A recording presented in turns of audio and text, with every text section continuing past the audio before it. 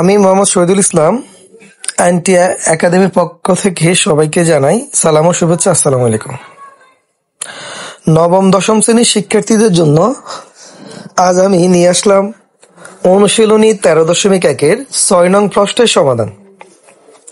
আমরা প্রথমেই প্রশ্নটা পড়ে দেখি।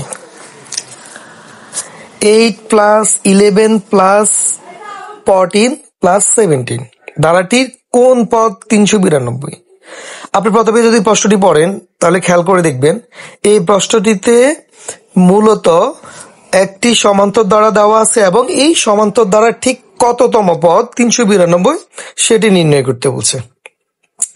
তার মানে আমরা এই যে সূত্রটা এখানে দেওয়া আছে, nতম পদে যে সূত্রটা এখানে দেওয়া আছে a + n - 1 * d, এই সূত্রটা দিয়ে আমাদেরকে সমাধান করতে হবে। সেক্ষেত্রে আমরা শুধুমাত্র n এর মানটা নির্ণয় করব। প্রথমে এ ধরনের প্রশ্নগুলোতে যেই বিষয়টা খেয়াল করতে হবে সেটা হলো ধারাটির প্রথম পদ এবং সাধারণ অন্তর আগে নির্ণয় করতে হবে। আমরা প্রথমে লিখে ফেলবো প্রদত্ত ধারাটি 8 + 11 + 14 + 17 + বাকি অংশ, এইটি একটি সমান্তর ধারা। এখন ধরা যাক এই ধারাটির যে প্রথম পদ আছে, আমরা সমান্তর ধারার প্রথম পদকে এ দ্বারা প্রকাশ করি। ধারাটির যে প্রথম পদ আছে সেটা হচ্ছে কত? 8, এবং আমরা যে পরবর্তী পদ থেকে পূর্ববর্তী পদ বিয়োগ দিলে যে বিয়োগফল পাবো সেটাকে বলা হয় যে সাধারণ অন্তর। তাহলে এই ধারাটির সাধারণ অন্তর হচ্ছে কি 11 - 8 = 3। তো মনে করি এই যে আমাদের এখানে বলা হয়েছে কোন পদ 392, তো আমি মনে করি আমার ধারাটির nতম পদ 392। এখন আমি এই টাইপের যে কোশ্চেন গুলো আছে ওই কোশ্চেন গুলাতে আমরা একটু খেয়াল করব যে এই টাইপের অনেক রকম কোশ্চেন থাকতে পারে, এখানে সংখ্যা পরিবর্তন করে অন্য প্রশ্ন থাকবে। তো তবে যদি এ ধরনের প্রশ্ন থাকে সেক্ষেত্রে আপনারা কয়েকটা জিনিস খেয়াল করবেন।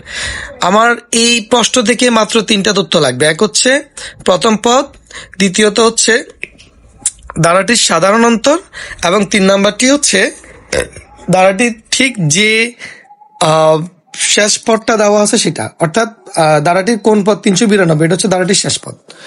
তো আমরা এই তথ্যগুলো আগে লিখে ফেলবো, তারপর আমরা সূত্রটা লিখবো। nতম পদ সমান a + n - 1 * d, এটা হচ্ছে আমার nতম পদের সূত্র। এখন আমরা এখানে একটা সমীকরণ গঠন করব। এই যে a + n - 1 * d, এটা হচ্ছে nতম পদের সূত্র এবং nতম পদ দেওয়া আছে 392। তার মানে nতম পদের সমান 392, এটা হচ্ছে একটা সমীকরণ। এখন আমরা এখানে মানগুলো বসাবো। এর মান কত দেওয়া আছে? 8, এর মান হচ্ছে 8 প্রথম পদ, সেটা লিখলাম, এর মান 8। তারপরে n এর মান তো দেওয়া নাই, সেটা যেভাবে আছে ওইভাবে লিখবো 1, এবং d এর মান কত আছে 3, সেটাও লিখলাম, আর ডান পাশে 392। এখন দেখেন এই যে +8 বাম পাশ থেকে আমরা এটাকে ডান পাশে নিয়ে গেলে হবে -8, তাহলে বাম পাশে আর কি থাকে n - 1 * d, বাম পাশে থাকে n - 1 * 3, আর ডান পাশে +8 আমরা যদি ডান পাশে নিয়ে লিখি তাহলে সেক্ষেত্রে হবে -8। এখন আমরা যে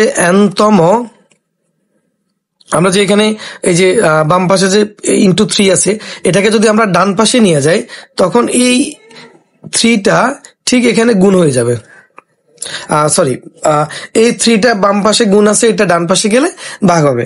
আমরা জানি যে পক্ষান্তর বিধিতে যদি কোনো সমীকরণের বাম পাশে কোনো সংখ্যাকে আমরা ডান পাশে নিয়ে যাই, সেটা যদি ওই চলকের সাথে গুণ থাকে ডান পাশে গেলে সেটা ভাগ হবে, এবং ভাগ থাকলে সেটা গুণ হবে, যোগ থাকলে বিয়োগ হবে, বিয়োগ থাকলে যোগ হবে।